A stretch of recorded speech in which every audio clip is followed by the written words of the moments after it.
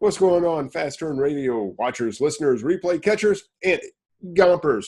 What's up, man? I see you're in the chat room. Good to see you. Thanks for being here. Man, I was pushing it right to the last minute. As people know, before we started the recording, I was telling them about some of the little junk just going on, just day-to-day life. So didn't get the message out to people with much time at all. So I apologize for that. Hopefully you're able to catch the replay both on YouTube and SoundCloud. I forget to say that quite a bit, but just in case you want to catch the replay video, you can see that on YouTube. It's usually uploaded either the same day or the next day after the recording. And SoundCloud lets you do the audio only. So YouTube, just go to fastturnradio.com. That'll take you straight to my YouTube channel. Or if you want to listen on SoundCloud, it's soundcloud.com/fastturnradio. And all the archived replays are up there for about the last, 3 or 4 months, whatever it's been that we've been on Zoom versus the other platform that we were previously on. So, all right, with no further ado, let's get to tonight's business. How is everybody doing? Hopefully you guys are all doing very well. Again, we got a nice turnout in the for the live show, which I appreciate everybody being here with, last minute notice. We got 35 people. That is freaking awesome. Harvey Specter is in the crowd. Harvey, you're welcome to come on, man. You want to see a wild show? I know you'll make a wild show. It probably will be a little crazy, just because I'm going to be scatterbrained. So good luck keeping up. I will do everything I can to try to make it succinct and all that. But when I'm in this kind of mood, I tend to just rattle on about stuff. So that's what you're going to see. Me just jumping subject to subject. We'll talk about anything you want. If we go 30 minutes, that's cool. We go an hour, awesome. We will cut it off at an hour. Don't want to take up too much of your valuable time. All right, Duane, can you up your mic volume? I can up the gain, which is kind of the receiving part. So that might make it sound a little bit louder. Much better. Okay, cool. There you go. So for anybody that's watching the replay that had your speakers up, I'm sorry, I just blew out your ears. But Mindy asked, and so he shall receive. Yeah, and anybody else that's listening, if you had your speakers way up, sorry about that. All right, so God, we got a good turnout, just good people here tonight. So I hope you guys have some questions too. But let's get started with, of course, we always do the road to 500K. So we'll talk about that a little bit. I've started using a couple of new apps that I will definitely give you updates about. And I don't know, I heard there was some Supreme Court decision or something that might spark a discussion here. We are not talking about that on the show. Just there are strong feelings on both sides of the issue. I honestly am quite neutral personally. The world is what the world is. I am happy for those that are happy. If you're disappointed, it's the way things go. Seriously, I am neutral as could be. I am happy for several of my friends, though. I know that they were extremely excited about everything. So congratulations. I'll leave it at that. But man, there were some interesting discussions, weren't there? there was some. It's funny when you have a divisive subject. It is fun to watch. All right. So enough with that, and let's get down to some good stuff. Who wants to do Road to 500K first, or who wants to talk about the apps first? Where do we want to go? Nobody? Apps, 500K, apps. All right, looks like the apps will win. We'll get to the 500K after that big month. Let's hear it. Yeah, Harvey, that's all perspective there, buddy, but we'll get to it. Let's see, just somebody is unmuted. So let's mute all. All right, there we got rid of the background noise. Okay, apps. The couple of apps that I've been messing with.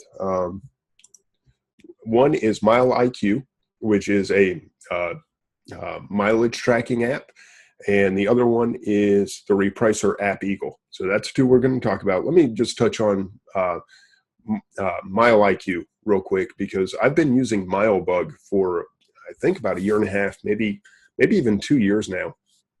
And MileBug it's a good app. It's solid. It gives you the reports and that kind of stuff that you need. The problem is it's still a manual process. Okay, with MileBug, I still had to go in and say, all right, I started at this mileage and I ended at this mileage and, record it. Cool. But I forgot a lot. I forgot a lot of times.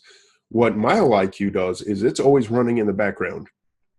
So anytime basically you're going faster than, a normal human being would go, it'll pick that up as traveling. And then you just swipe the little app one way or the other.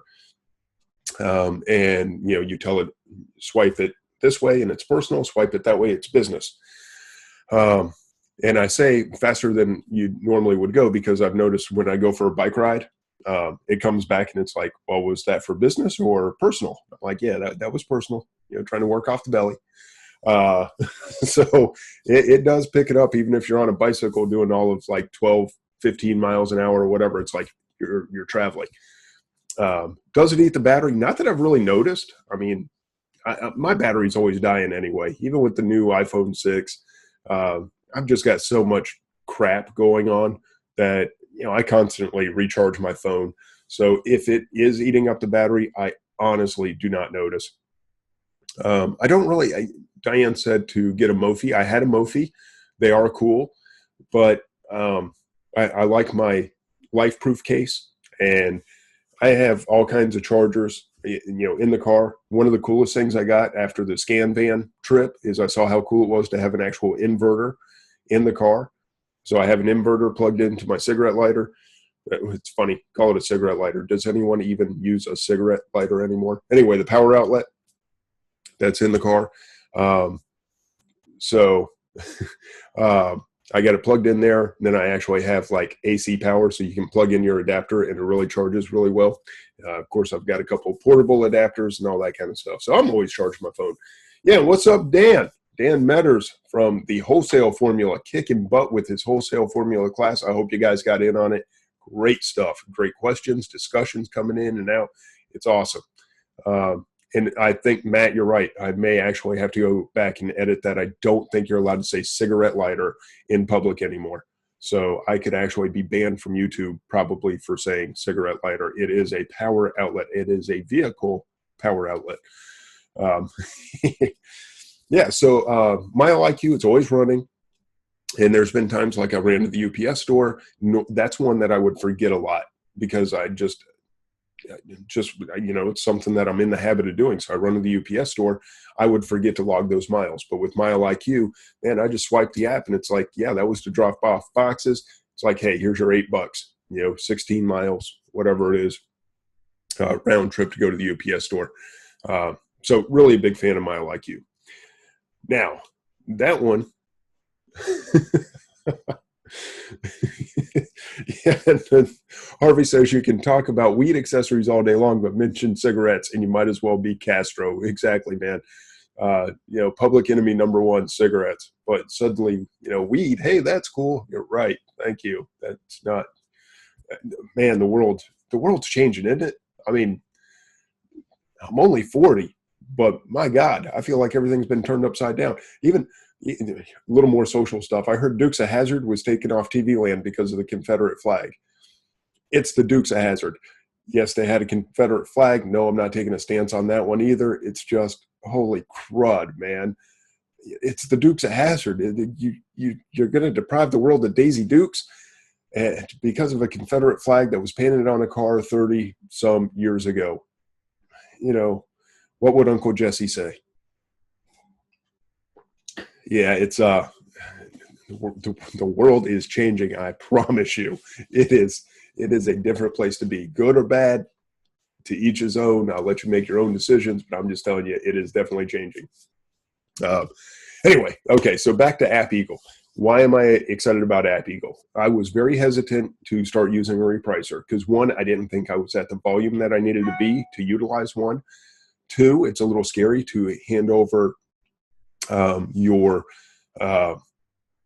repricing, which is a big part of your business, to an automated machine. We've all heard the horror stories of, missing a price or something and goes berserk, and suddenly you're giving away, all your products. Nobody wants that.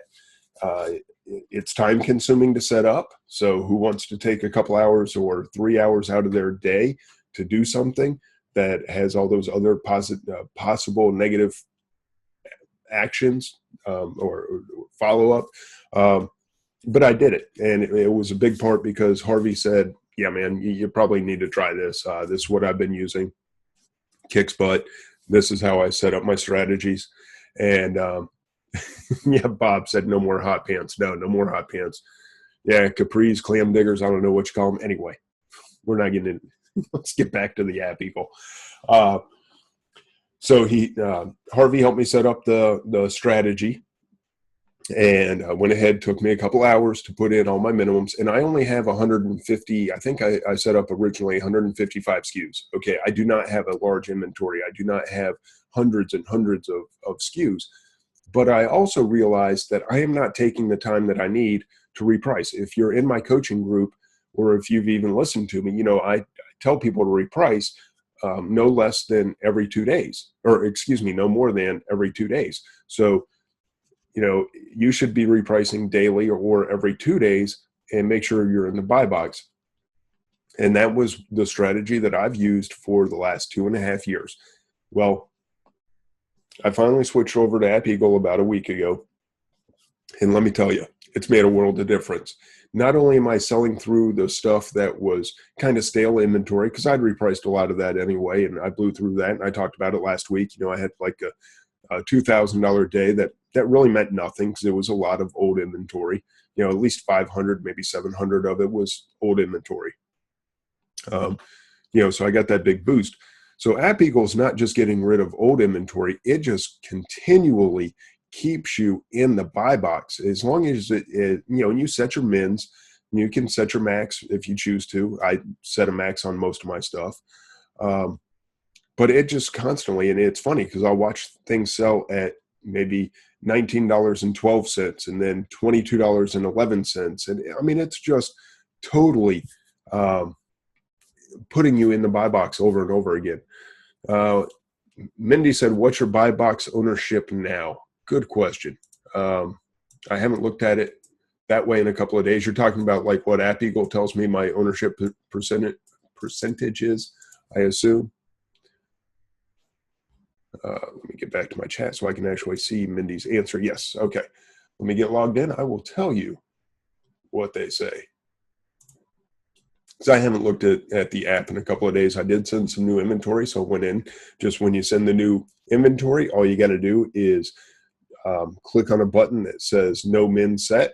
And, that's the new inventory that went in. You set up your min, and just that quickly, you tell it which of your strategies you want it to take on, and it starts doing the repricing pretty much immediately.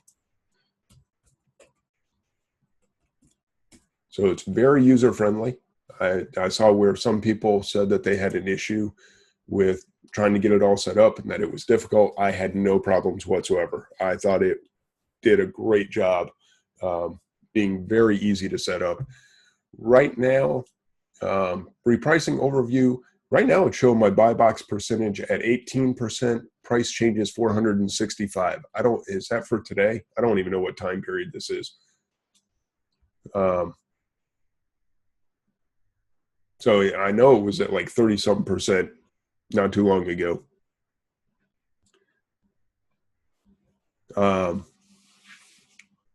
So, and right now I've got 142 units. So we've sold through at least 13 units from the time I set this up. And min price right now, no min price, I have 3. So I got to go in and add stuff for the no min price. I got to get the strategy set up. All right. So Harvey said, Duane, did you go with the instant change or hourly? I believe I have the instant because I'm still on the like trial version. So 14 days, they give you the premium. But again, at Harvey's direction, I will pay for the $150 premium service for the continuous updating. I think that's going to be absolutely vital in Q4. I think it's good now, absolutely vital in Q4. And I'm just seeing some products where I was priced around the buy box, but I did not have the velocity of sales that I've had since I've had the repricer in there, just constantly hitting that buy box price, man. It's insane. I had no idea. I probably should have been using a repricer a long time ago. And Gomper says, is it continuous or every 15 minutes? I thought the premium said it was continuous. I could be wrong, but man, I could have sworn that it said it was continuous.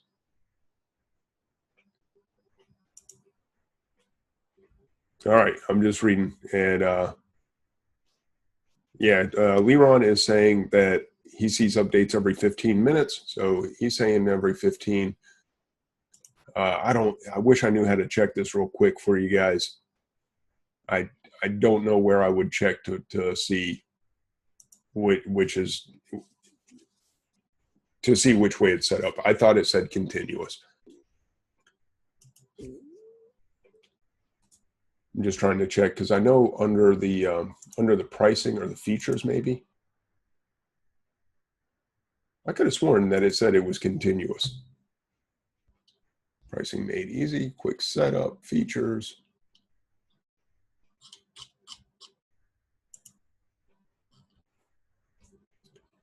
Okay. Yeah, that's what they call it, continuous repricing. Okay, and Leron says it does say continuous. However, when you look at activity, it shows it in 15-minute increments. Okay, I'm with you. So it says continuous, but apparently that's really like every 15 minutes. The other plans are the hourly repricing. So it's $150 a month for the premium, which is two big advantages that I see: the custom strategies that you can create, and also the continuous repricing, versus the $50 a month, which would be hourly repricing and pre-configured strategies. So anyway, that's up to you guys whether or not you want to take a look at AppEagle. I am a huge fan already. If something changes, obviously I will let you guys know immediately. But to me, it's going to be worth every penny of $150. Anyone try the cheap hourly? Good question by Mitchell Minnick. I did not, because like I said, I'm on the free trial. The free trial automatically puts you in the premium, and I will just go ahead and stick with that. And all right, and Harvey says that he has, and it's better than nothing, but still not as good as the premium. I mean, I would hope if you're paying 3 times as much, it'll serve you 3 times as well. If you've only got a few things, maybe you want to keep it a little cheaper for now. But I don't know. I see it easily making $150 for me, because I saw things, even little things, and this doesn't sound like much, but like I had a toy that I had priced at $14.95. Then when the repricing went in, I saw that it was selling at $15.15. Well, that's not a huge deal, but that's 20 cents more that I made that I wouldn't have. Okay, and I saw that a few times, and then I saw it on some other stuff where it went up, and I went, wait a minute, this thing's not just repricing down. This is not, the race to the bottom stuff that you hear about. I mean, it's pricing back up on me as much as it's pricing down and keeping me competitive. So it's very interesting to me, because I always end things in 95 or 99. That's just my natural tendency. Now with the repricer, that stuff's all over the place, and it's neat to see, because I know if something is selling for $20.18, that I would have had that at $19.95 or $19.99. So that's more money that I made. It's only a few cents, but hey, as Leron, I believe, said, if it's making you $5 a day, it's paying for itself. I guarantee you in Q4, it's going to pay for itself. There's no doubt. But Diana said, do you have it set to 20 cents more than competitor or a percentage? I have it set to a percentage. Right now, I have it set to 1% higher than my buy box competition. So that's just the way that I decided to set it up. Harvey actually, like I said, guided me on that, and I thought it was a good idea. I like being a little bit higher, and the 1% keeps you in that buy box. The myth, I'll say it's a myth because I don't think anyone can prove it. The hypothesis, maybe is a better word, is that buy box rotates within 2%. So if you're staying a percent above, you should be in the buy box. Leron says you want different strategies for different products. Something with very crappy rank, you may want to own the buy box. Something that sells fast goes for a higher price to share the buy box. Competing with Amazon, beat them by 2%. Yeah, then there's all kinds of stuff you can get into. Whether, excuse me,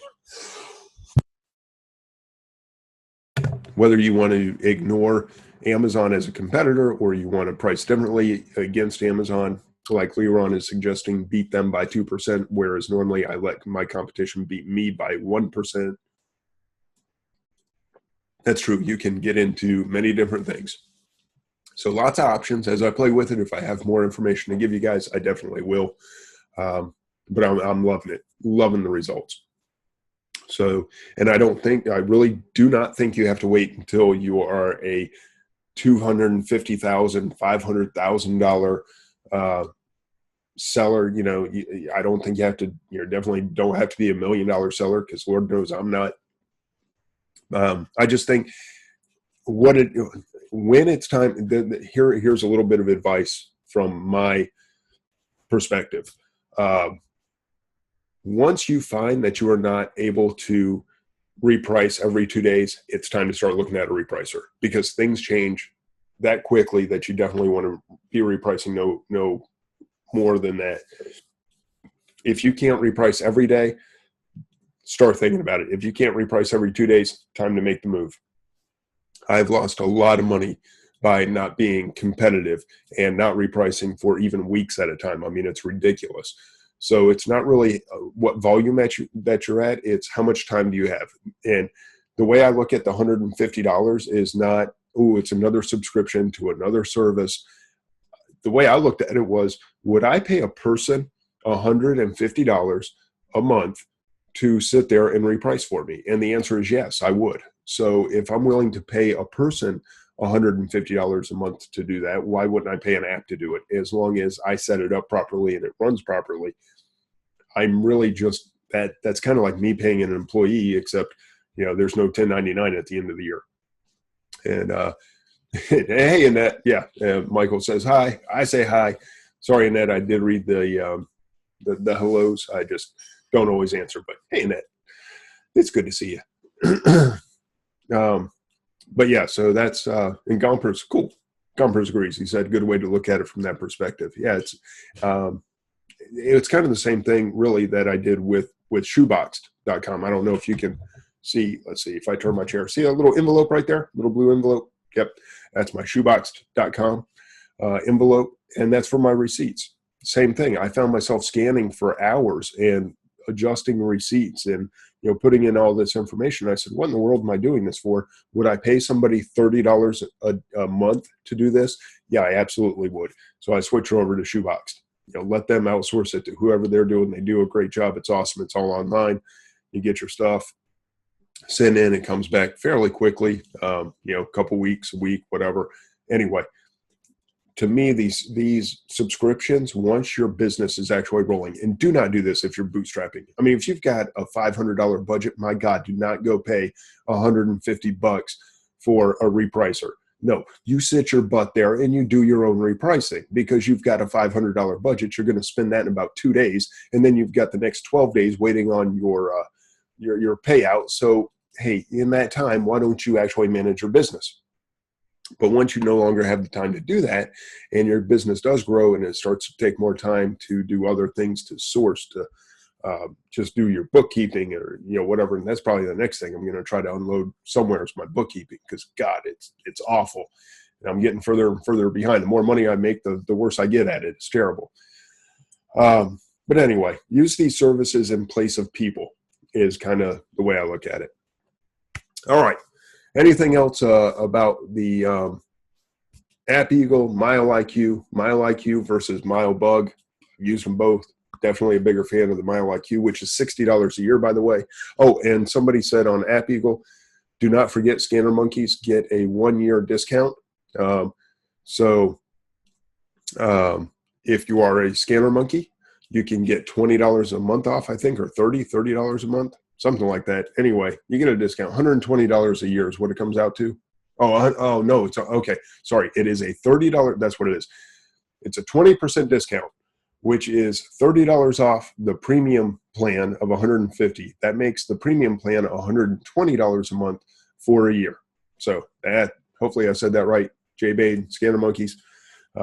Shout out to you guys. Do a great job of getting discounts across many, many apps and platforms and different things for people. So yeah, they do a great job. So yeah, Darcy, thank you. It is a 20% discount, and that makes it $120 per month for the monkeys for the premium plan, which I will definitely use that product code when I actually pay for my services. Because yeah, I want to save that $30. All right, Michael Minnick asks, are you doing back to school stuff, Duane? And Q4 is coming, my first one, stoked. Absolutely, I'm doing back to school. If you are not in my coaching group, you missed what I thought was a pretty great call. I laid it out there.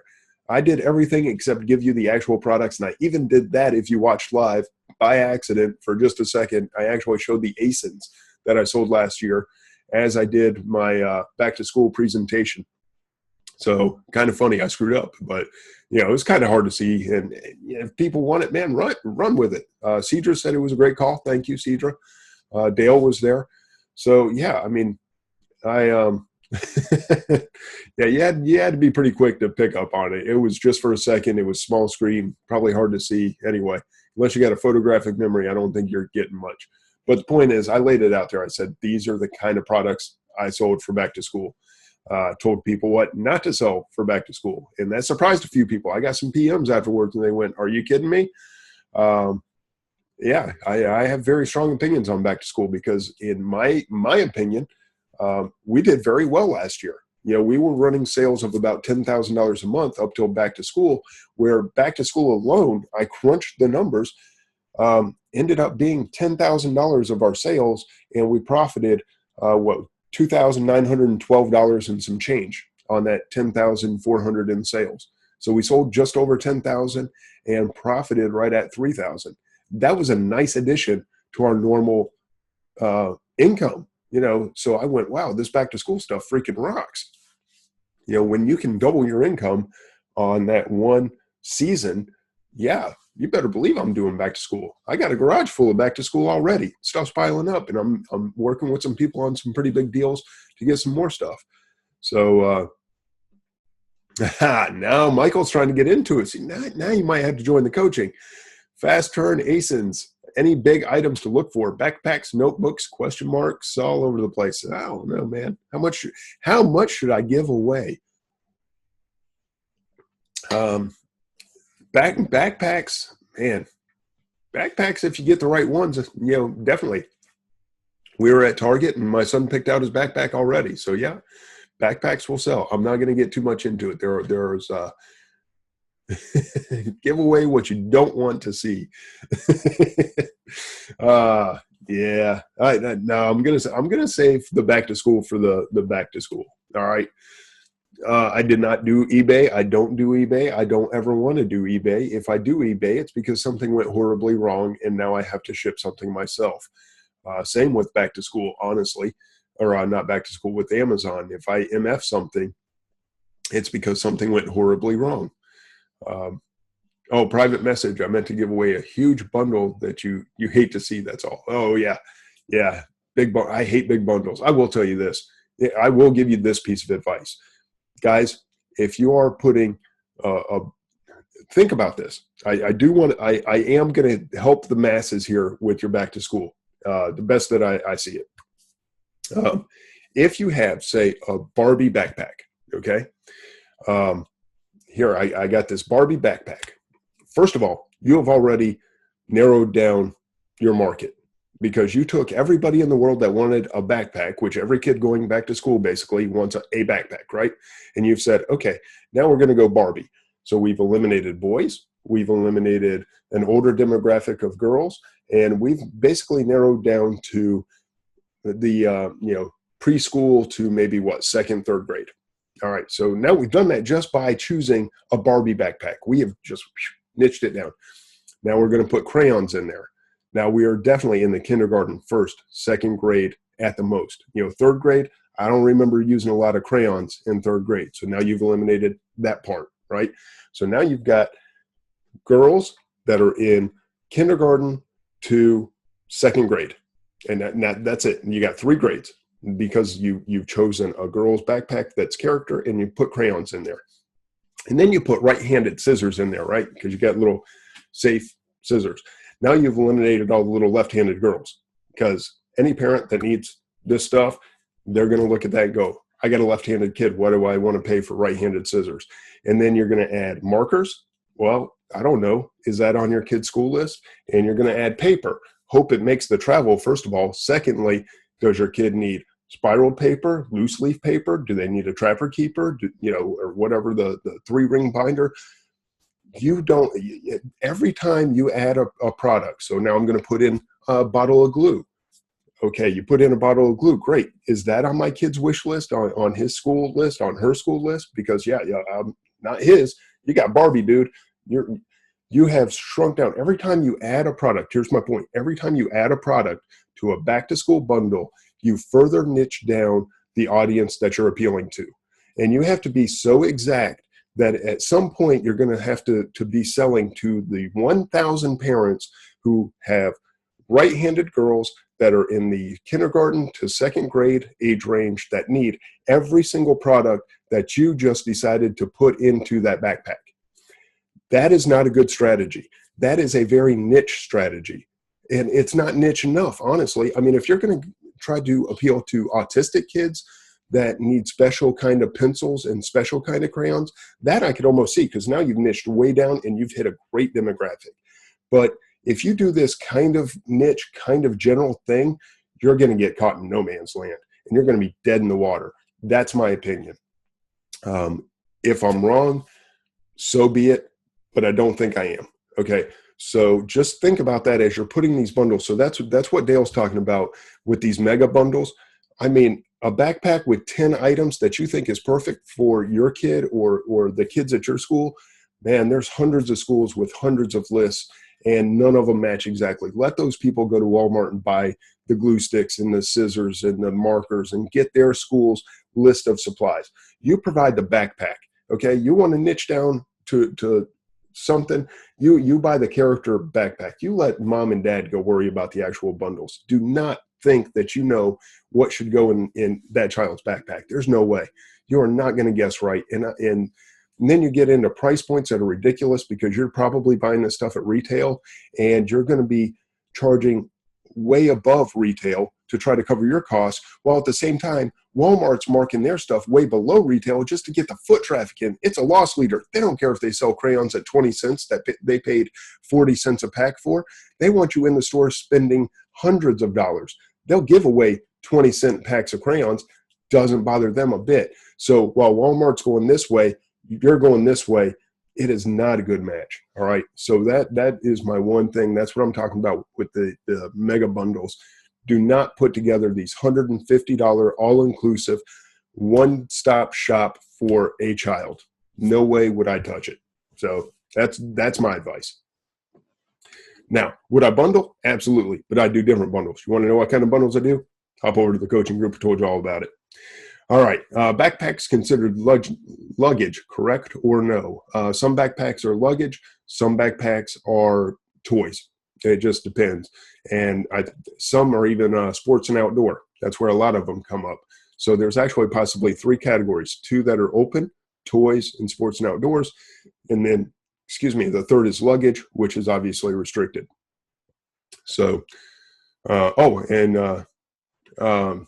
Jason Ramon, I'm sorry if I mispronounced that, said some are in clothing. So that's a possibility too.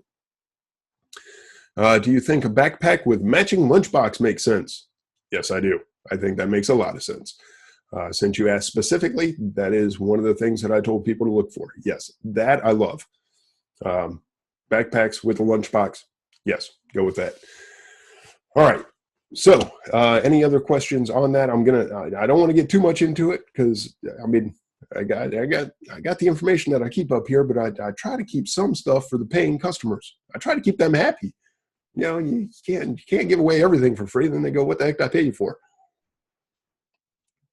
But hopefully that gives you some directions to go in. All right. So we got about 20 minutes left or so.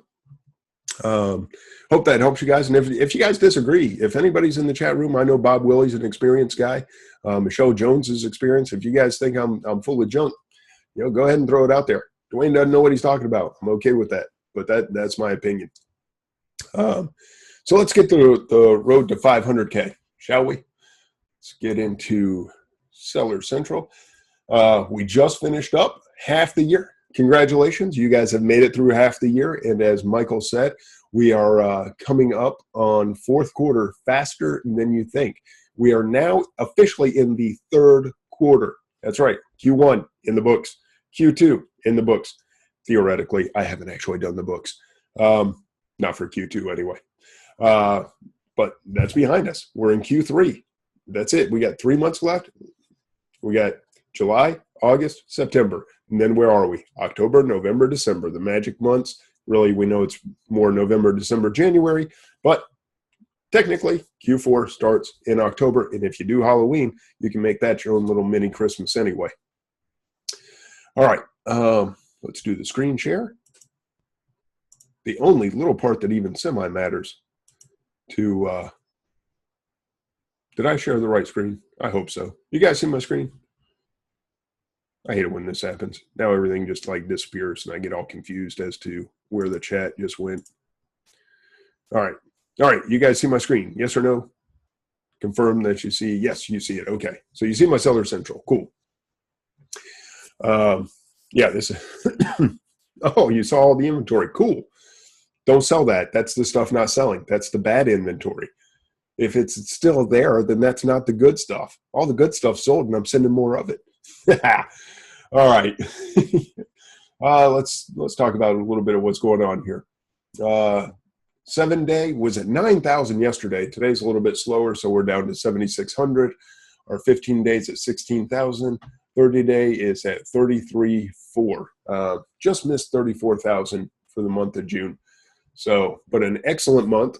We did hit 34,000, or excuse me, 33,000. Just like $70 shy, I think, of the 34,000, which is our best month outside of Q4. And the first time that we've done $1,000 a day for an entire month. We just barely missed that in May, but we did achieve that in June. So pretty excited about it. You see our payout last time was 10,600, and we get paid again on Friday. We're a little over 8,000, so we may hit the $10,000 mark again. I would love to start getting $10,000 plus payouts every single time. That would make life good. Yeah, $10,600 payout, dream of the day. My biggest one hitting is $1,360. Nice work. Thank you, sir. And good work to you too, Michael. I know you're just starting, and $1,300 payout. We can talk about profits, and I got a little snippy with people last week, whatever. It happens. But the fact is, people like to talk about what's your profit. Man, I'm almost more interested in people's payouts than their profits, because I'm assuming that they're making money. Yeah, Mindy, what's your net profit? See, yeah, Mindy knows. But your payout, man, that's tangible money in your pocket. Whether it's profit or not, that's money coming into your pocket that you're going to be able to do something with. So, whether you're going to take that 10,000 and take it out for a paycheck, if you're going to take that 10,000 and grow your business, you're going to do a little bit of both, whatever. That is straight up money in your pocket. That is yours no matter what, whether it's profit or not. I don't really care. I'm assuming everybody's making money, and if you're not, get some help, because you're working really hard to do nothing. And I don't think most of us want to do that. But yeah, $10,000 payouts are nice. I like those. Those give a nice little boost to the bottom line. Edie, yeah, would love to get another $10,000 payout. Yeah, if I could start cranking $10,000 payouts, I tell you, I'll be a happy camper. My biggest one was 27,000. That was in Q4. That was pretty freaking rocking. That was that one was nice. Duane, do you do an official payroll every quarter since you are an S Corp? No, not at all. I am not an S Corp. We are an LLC with S Corp designation. Don't ask me about bookkeeping and how to pay stuff, but no, we are not an S Corp. We are not set up as an S Corp. So no, we are taxed as an S corp, but we don't have to do like the shareholders meetings and all that kind of stuff. I'm not even, you do not want to ask me about tax stuff. I am the wrong person to turn to. I don't even want to talk about it. Wrong person. I will tell you that right now. You see, today's a little bit slow after I talked about AppEagle and how great it is, but that is really my fault. It's I mentioned this a little bit last week too, where we did great while we were on vacation. We actually had a boost in sales because we busted our butts before we left to make sure that we had plenty of inventory to cover. What I didn't plan for was the kind of recovery week coming back. So not a lot of inventory went in last week, and that's starting to show up now. We're still selling, obviously, but a lot of that inventory that we should have sent in is just now going in. So we're a little bit late. So we're going to have a slow start to July. I expect that to pick up by next week, no doubt. We've sent some serious shipments the last few days, so those will bounce back. But yeah, we're not going to hit $1,000 today. We barely hit it yesterday. It's just the way it goes sometimes. But yeah, we're not going to see a whole lot for July. Let's look at the custom. Let's get right into how did the first half of the year.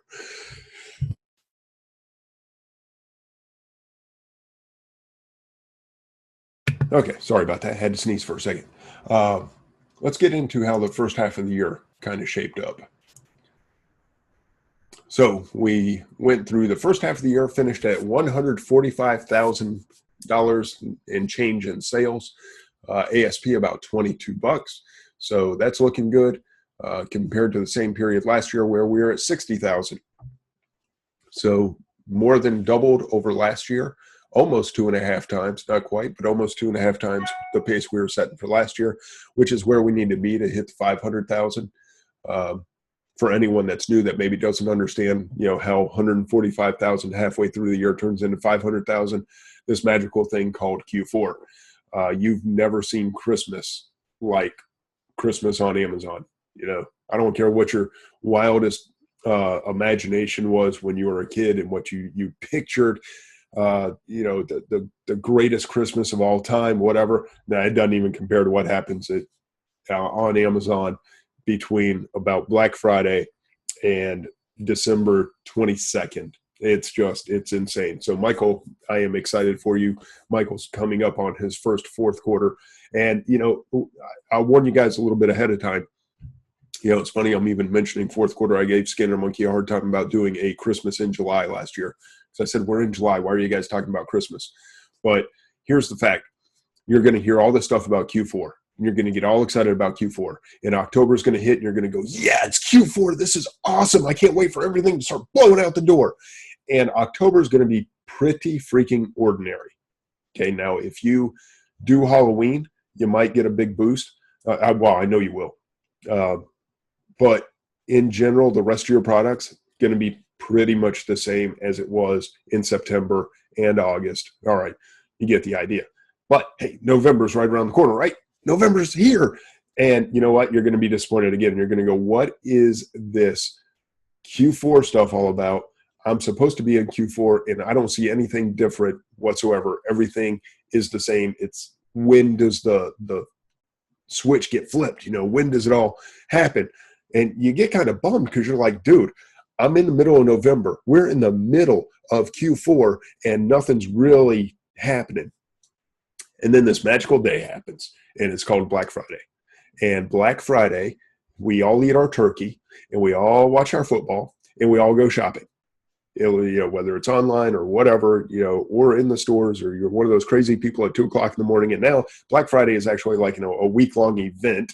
So, the stores help you in that mind, or in that way, with getting the customers all primed for like a week straight.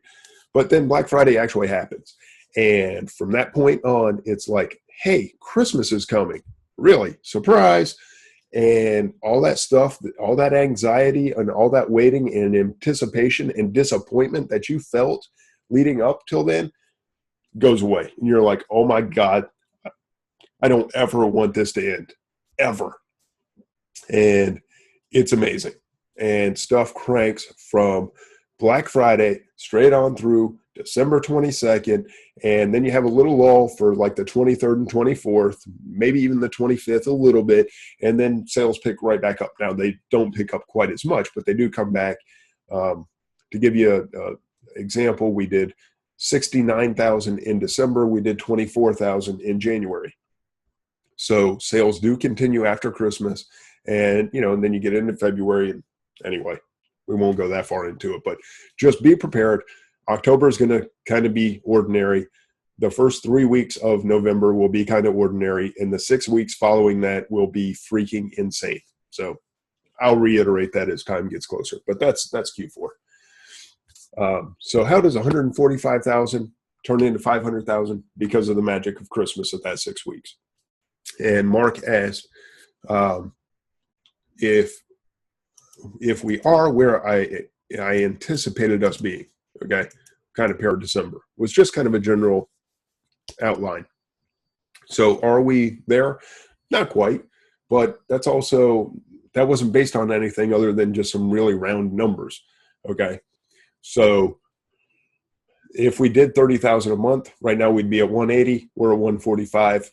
I'm happy with that. I'll tell you right now. I think that puts us dead on pace for 500,000. I don't see it being an issue. Cash flow is strong. Cash flow is really strong.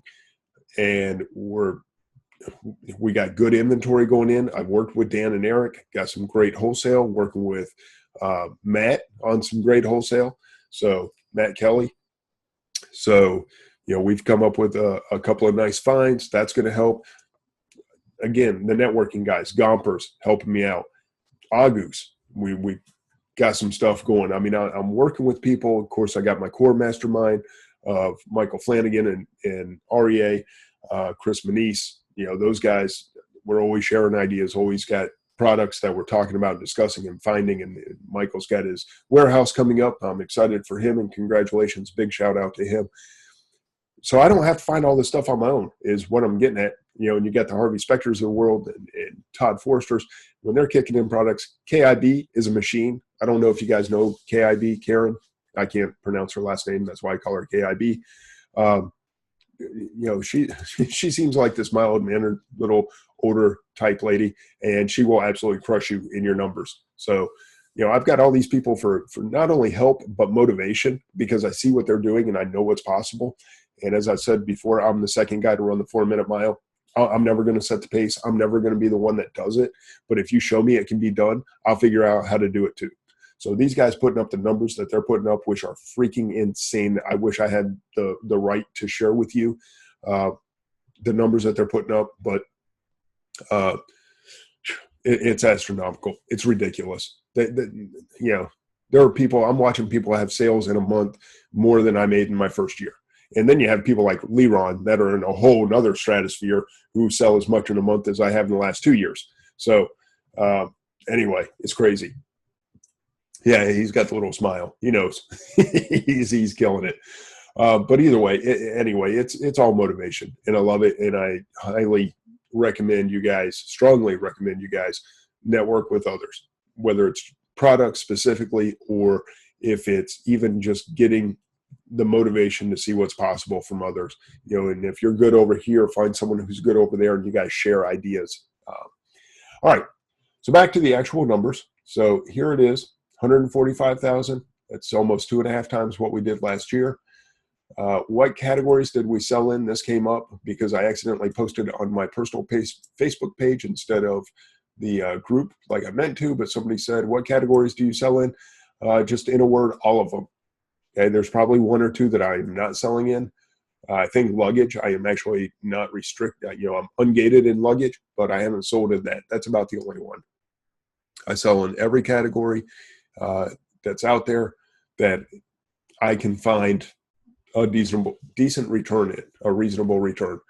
So yeah, grocery, I'm real big on. Toys, kitchen, beauty, and right on down the line. Health and personal care, shoes. I love shoes. How are we doing in shoes? How are shoes treating us this year? That's something I would think I want to boost also. We've worked on it the last couple of months. It's gotten good. I want it to be great. So 9,000 for the year to date. Let's see how we did in June. Let's see, June 1st. So last month we did a little over 2,000 in June, 70 units in 30 days, almost $35 per pair. I'm happy with that. So Leron says, how are you dealing with the new limit on 3 on many shoes? I did not notice that, honestly. That kind of stinks. I do not try to circumvent systems. I am not one of those people. That's just me. If somebody, if Toys R Us puts a limit of 2 on something, so be it. They put a limit of 2. If they put a limit of 3, fine. They put a limit of 3. I guess I only get 3 of them. I'm not going to try to circumvent the system by setting up several different accounts and all that kind of stuff. Yeah, if they have a limit of 3, you have no way to know how many they have left in stock. You're not going to be able to buy them out. That kind of hurts the Amazon to Amazon flips. That's very true. That is a pain in the butt.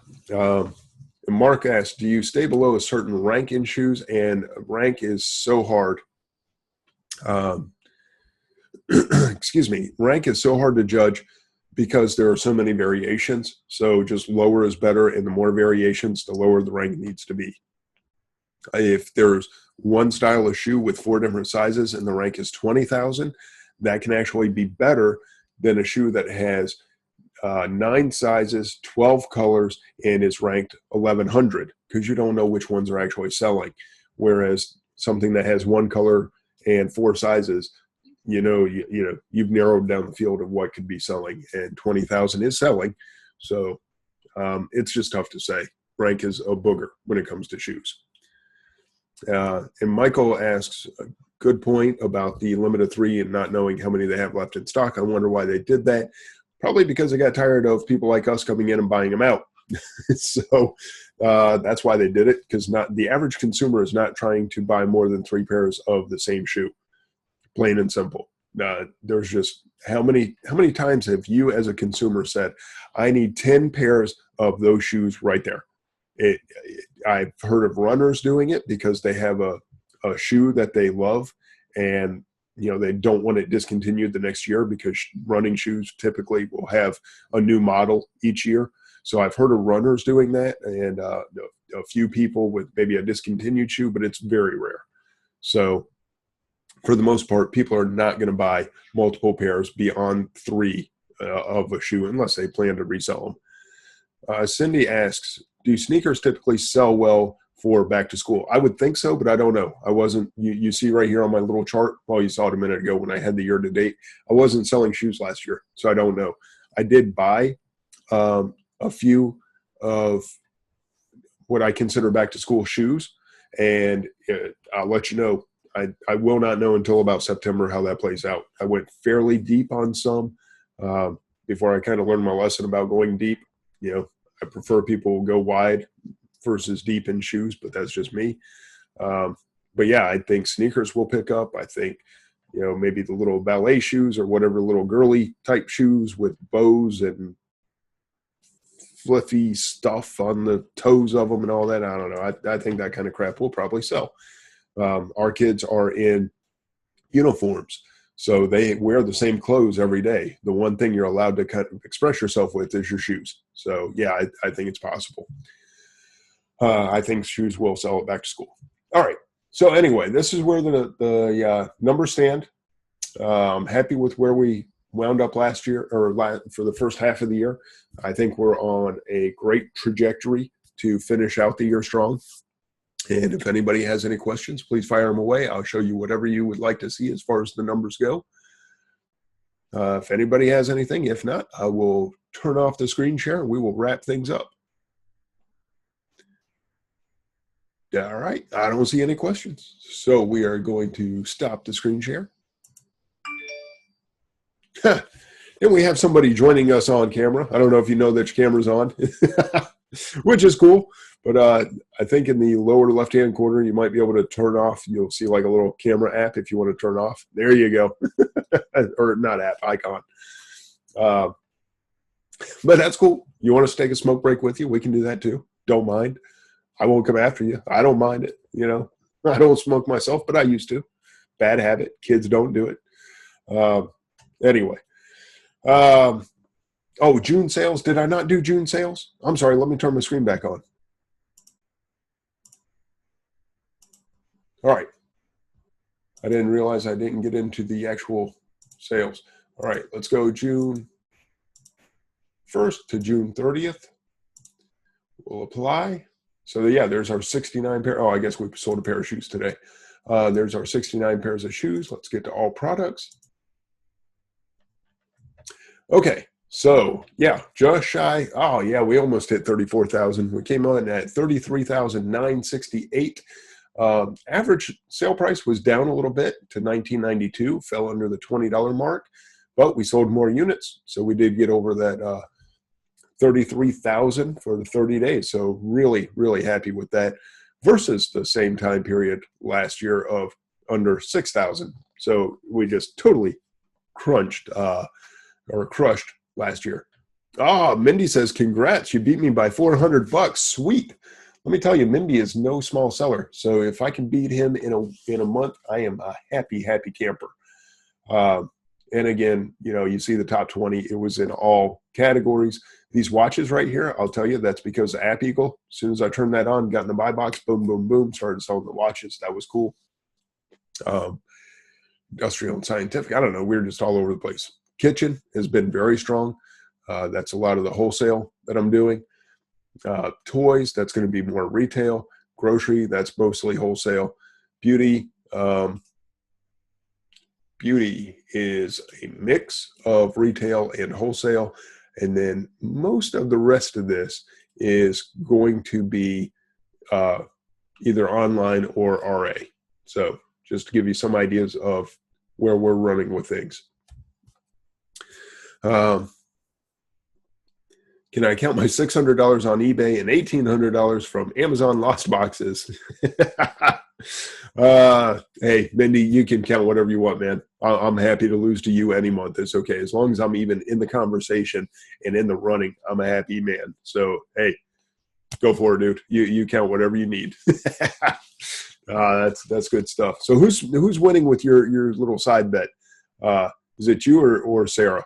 You're winning. Cool. They have an awesome little family bet that is going to drive up their sales of who can buy the most product this month. So good stuff. What's your July goal? I'll tell you right now, July is going to be down, I believe, because like I said, just coming off of vacation, not really having good stock for this week. So we're going to start a slow. It's going to be a slow start to July. It may pick up at the end, but we also have the Scan Power Conference and going to be gone for a good chunk of days there. And really, I am honestly geared right now towards the back to school stuff. So August is the one that I want to hit 40,000. So, I was going to say $152. My God, I placed a $3,000 wholesale order today. You got to do better than that. Okay. Spent $5,152 week to date. That is awesome. Now that's some spending going on. Yeah. So July, I don't know. July might be a little slow. I think I'm going to kick back just a little bit with the family because they're going to go back to school in August. I am doing some things to gear up. Whether that stuff hits, I'll tell you right now, I'm doing some things that are going to play out either at the end of July or in August or possibly both. So we are either going to have a great end of July and that's going to boost us, or it's going to be kind of and then August will rock. But the big one is I want to hit 40,000 in August. What happens in July? Not overly concerned about it. So Gomper says, remember the 20-year anniversary sale is in about 10 days. Will be a mini Black Friday. That's true. Lots of deals. I don't know if you guys got the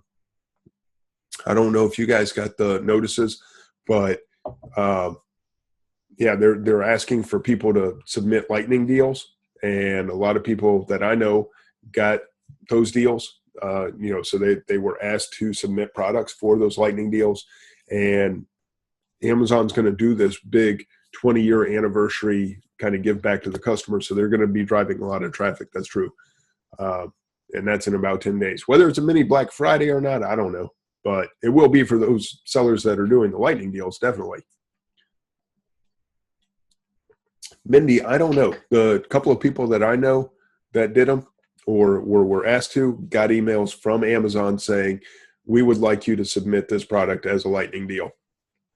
So I did not get one of those emails, but those people were just asked to do it. And then hopefully Gompers doesn't mind. Gompers was one of them that was offered a lightning deal. So if you want to PM him, he may be able to give you some details, at least of what goes into it, and maybe somebody you can contact. I mean, I'm sure that actually came from a person, not just an auto-submitted thing. So you might be able to contact somebody, find out what all goes into it.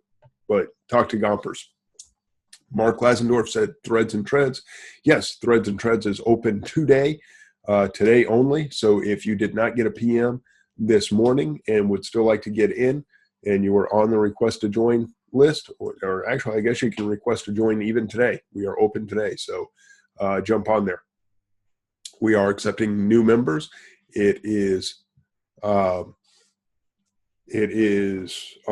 a month, and we give you flips, daily flips, as well as great videos. Honestly, there's great content about how to sell shoes and how to sell clothing and how to do listings and how to add child variations to existing listings, and just anything that has come up over about the last 6 months. There is a video or some kind of tutorial written up about it. So if you want to know about selling shoes and clothing, Threads and Treads is the place to go.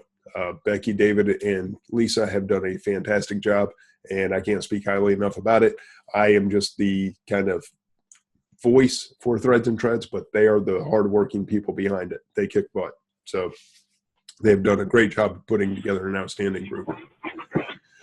All right. Any more questions about the numbers? I just realized that the numbers thing's still up there. So we're going to stop the screen share. It's me again. Sorry, I didn't mean to leave my screen up there so long. All right, and we are now past 9 o'clock, so we're right at an hour. We started just a couple minutes late. So any questions about anything before we sign off and call it a night? We got, what, 40 people? Thank you, guys. I know it was last minute, and nobody was even sure if we were going to do a show. So to have 40 people, I am honored to have the 40 of you in the crowd. So thank you. Harvey, Gompers, Mark, everybody else. Oh, yes, happy 4th. Awesome. Yes, thank you for saying that. Oh, Kenya Kingsbury is with us. Awesome.